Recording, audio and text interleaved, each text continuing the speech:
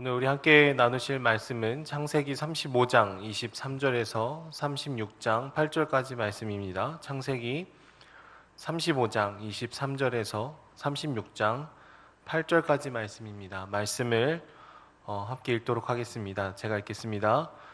야곱의 아들은 12이라 레아의 아들들은 야곱의 장자 르우벤과 그 다음 시므온과 레위와 유다와 이사갈과 스불론이요 라헬의 아들들은 요셉과 베냐민이며 라헬의 여종 빌하의 아들들은 단과 납달리요 레아의 여종 실바의 아들들은 갓과 아셀이니 이들은 야곱의 아들들이요 밧단 아람에서 그에게서 낳은 자더라. 야곱이 기럇 아르바의 마므레로 가서 그의 아버지 이삭에게 이르렀으니 기럇 아르바는 곧 아브라함과 이삭이 거류하던 헤브론이더라. 이삭의 나이가 180세라. 이삭이 나이가 많고 늙어 기운이 다함에 죽어 자기 열조에게로 돌아가니 그의 아들 에서와 야곱이 그를 장사하였더라. 에서 곧 에돔의 족보는 이러하니라. 에서가 가나안 여인 중 헷 족속 엘론의 딸 아다와 히위 족속 시브온의 딸인 아나의 딸 오홀리바마를 자기 아내로 맞이하고 또 이스마엘의 딸 느바요의 누이 바스맛을 맞이하였더니 아다는 엘리바스를 에서에게서 낳았고 바스맛은 르우엘을 낳았고 올리바마는 여우스와 얄람과 고라를 낳았으니 이들은 에서의 아들들이요 가나안 땅에서 그에게 태어난 자들이더라.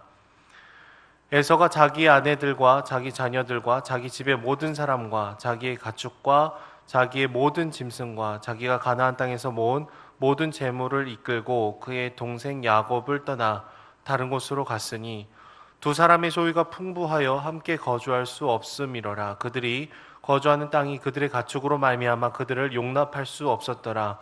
이에 에서 곧 에돔이 세일산에 거주하니라. 아멘. 여러분, 우리가 보통 보는 영화의 처음 장면은 영화에 투자한 곳이 어디인지, 또 영화를 배급한 회사는 어디인지, 어느 회사에서 이 영화를 제작했는지에 대한 명단이 이렇게 먼저 나옵니다. 그리고 영화의 도입 부분이 조금 이따 시작이 되죠. 그리고 한참 뒤에 영화 내용이 쭉 다 나온 뒤에 마지막 부분에 다시 가면은 엔딩 크레딧이 올라가게 되죠. 배역을 맡은 사람이 누구인지, 영상 효과는, 음향 효과는 누가 냈는지, 디테일한 역할들에 대한 사람들의 이름이 계속해서 나옵니다. 그러니까 영화의 내용의 앞과 뒷부분에 이 영화에 기여한 사람들의 이름이 계속해서 올라가게 되는 것이죠. 예전에는 심야 영화를 볼 때 한 10,000원 정도를 내면은 영화 3편을 밤새서 볼 수 있는 그런 프로그램들이 종종 있었습니다. 그래서 만약에 돈 10,000원을 내고 여러 영화를 연달아서 보게 된다고 한다면 우리는 영화와 영화 사이를 어떻게 구분을 할 수 있을까요? 이 처음과 끝에 있는 명단에서 찾아볼 수가 있습니다. 배급사 명단이 나오면 새로운 영화가 시작이 되는구나. 또 배역의 이름들이 쭉쭉 나오면 영화 하나가 끝났구나라는 것을 구분을 할 수 있는 것이죠. 그런데 창세기에서도 이런 구성을 가지고 있습니다. 보통 갑작스럽게 어느 사람의 족보가 줄줄이 나오거나 이런 것들이 나올 때가 있는데 이것을 톨레도시라고 얘기를 합니다. 창세기의 커다란 이야기의 흐름은 이 톨레도스로 구분이 되어 있습니다. 한 10개 정도의 족보와 계보가 나오고 그에 해당하는 주님의 말씀과 메시지들이 적혀 있게 되는 것이죠. 오늘 말씀의 본문에서는 야곱의 아들들의 이름들이 쭉 나오고 있습니다. 아내를 어떻게 얻었는지에 따라서 그 아들들의 이름이 계속해서 기록이 되어 있죠. 야곱의 아들들의 족보는요, 영화로 치면은 마지막에 나오는 엔딩 크레딧과 비슷합니다. 한 이야기의 끝을 마무리 짓고 있는 것이죠. 형 에서를 피해서 밧단 아람으로 도망을 갔던 야곱은 베델에서 하나님을 만났습니다. 그리고 주님은 야곱에게 약속을 해 주셨죠. 네가 어디로 가든지 내가 너와 함께하고 너를 지키겠다고 약속을 해 주셨습니다. 그리고 어제 우리가 나눴던 말씀처럼 야곱에게 후손을 주고 또 약속의 땅을 받을 것을 약속해 주고 있으시죠. 물론 야곱의 인생이 주님과 함께 한다고 해서 모든 순간이 탄탄대로를 겪었던 것은 아닙니다. 라반으로 인해서 20년이란 세월을 허비하게 되었고 또 딸이 강간을 당하는 슬픈 일들도 있었습니다. 그리고 형 에서를 만나러 가면서 죽음에 대한 두려움, 극한의 두려움을 통과하는 모습들도 보이고 있죠. 하지만 그럼에도 불구하고 그가 다시금 약속의 땅인 이 가나안 땅으로 들어오는 과정들을 돌아보면 하나님이 이 야곱을 향해서 약속해 주셨던 이 베델의 약속을 친히 성취해 가셨다라는 것을 저희는 알 수가 있습니다. 매 순간 쉽지는 않았지만 그래도 시간을 뒤로 돌아보니 베델의 하나님이 야곱을 붙들고 인도해 오셨다라는 것이죠. 그리고 오늘 말씀 본문을 보시면은 이삭의 죽음 앞에서 에서와 야곱이 함께 장사를 지냈다라는 것을 보여주고 있습니다. 이것은 그들 사이에 깨어졌던 관계가 다시금 온전한 화해가 일어나게 되었다라는 것을 보여주고 있는 것이죠. 결국 마지막 족보를 통해서 야곱을 중심으로 해서 주님께서 이루신 일들이 마무리돼 가고 있는 것을 보여주고 있는 것입니다. 그리고 오늘 우리가 읽은 말씀의 그 다음 내용은요, 에서의 족보에 대한 얘기가 나옵니다. 그리고 그 다음에는 에서가 야곱의 곁을 떠나서 세일산으로 거주를 바꾸는 내용이 나오고 있어요. 여러분, 에서의 족보가 갖고 있는 특징이 무엇이 있을까요? 에서의 족보를 쭉 보면은 첫 번째 알 수 있는 것은요, 그가 가나안 여인 중에서 아내를 얻었다라는 것이 얘기가 되고 있습니다. 분명히 그의 아버지인 이삭은 야곱에게 가나안 사람의 딸 중에서는 아내를 취하지 말라라는 것을 얘기를 하였습니다. 하지만 에서는요, 가나안 사람의 딸들과 결혼을 하였습니다. 창세기 28장의 말씀을 보시면은 에서의 이런 모습, 이방인과 결혼한 모습을 이삭이 기뻐하지 않았다라고 얘기를 하고 있습니다. 또한 그는 말씀 본문에서 적극적으로 약속의 땅인 가나안을 벗어나고 있습니다. 배고픔으로 인해서 떡과 팥죽의 장자권을 기꺼이 내어줬던 에서는 오늘 말씀 본문에서도 더 많은 소유를 위해서, 풍요로움을 얻기 위해서 약속의 땅을 벗어나고 세일산으로 거주지를 옮기는 모습을 보이고 있는 것이죠.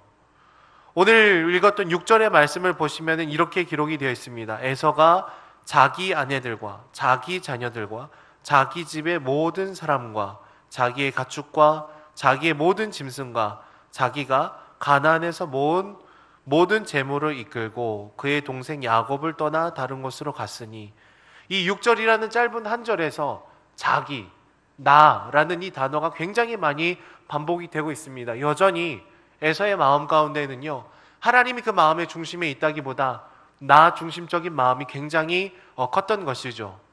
세일산은 요단강 동편이고 사해에서 더 아래로 내려가야 되는 지점입니다. 그가 세일산으로 떠났다라는 것은 가나안 땅을 야곱에게 완전히 넘겨주고 본인은 약속의 땅을 떠났다라는 것을 얘기를 하고 있는 것이죠. 이번에는 누군가가 속이거나 떠밀어서 나간 것이 아닙니다. 그냥 자기 스스로의 원함을 따라서 약속의 땅을 벗어나 버린 것이죠. 우리는 종종 하나님께서 기뻐하시지 않는 것을 갈망할 때가 있습니다. 자발적으로 바랄 때가 있죠. 죄를 짓기를 바라고 그것을 계획을 세우고 구체적으로 실행을 합니다. 하나님이 우리에게 죄를 강요하신 것이 아니라, 강제하신 것이 아니라 우리 스스로의 자발적인 동기로 주님의 뜻을 떠날 때가 있는 것이죠. 에서도 그러했습니다. 그는 적극적으로 지금 하나님을 떠나고 있는 것이죠. 반면에 야곱은요, 하나님의 그 언약의 상속자가 되어서 약속의 땅에 거하고 있습니다. 하나님의 인도하심을 보고 있는 것이죠. 오늘 말씀 본문을 보면 하나님의 보이지 않는 손이 얼마나 신비롭고 오묘하게 그분의 약속을 성취해 가시는지를 우리는 알 수가 있습니다.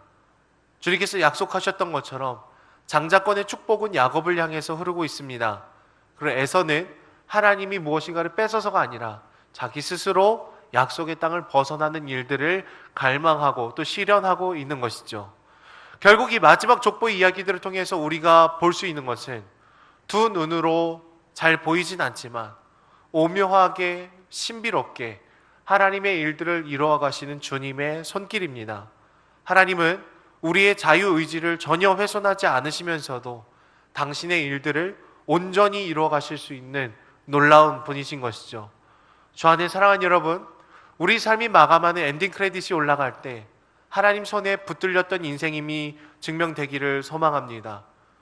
힘들고 어렵고 느껴지지 않는 순간에도 주님 우리 삶을 분명히 붙들고 계시고 함께 하심을 우리가 믿고 나아갈 수 있었으면 좋겠습니다. 코로나19 사태로 인해서 참 힘들고 어려운 순간들을 저희가 맞이하고 있습니다. 그러나 보이지 않는 주님께서 우리 삶을 붙드시고 지키시고 회복시키실 것을 우리가 굳게 믿으며 또 하나님께 엎드리며 기도하며 이 땅을 위해서 기도하며 나아가는 저와 여러분들이 되기를 소망합니다. 기도하겠습니다. 사랑의 주님, 감사합니다. 늘 주님을 떠나기를 선택하는 것이 저희의 모습일 때가 참 많음에도 불구하고 주님 여전히 저희를 사랑해 주시고 붙들어 주시고 위로해 주시니 주님 감사합니다. 에서와 같은 인생이 아니라 야곱과 같이 여전히 부족함에도 불구하고 주의 은혜 안에 거하는 그 은혜를 우리가 경험하며 나아갈 수 있도록 주님 붙들어 주시옵소서. 코로나19 사태로 인해서 참 힘들고 어려운 시간들을 보내고 있습니다. 주님 저희를 긍휼히 여겨주시고 불쌍히 여겨주셔서 주의 은혜로 다시금 온전케 회복될 수 있도록 주님 함께하여 주시옵소서. 감사드리며 예수님의 이름으로 기도드립니다. 아멘.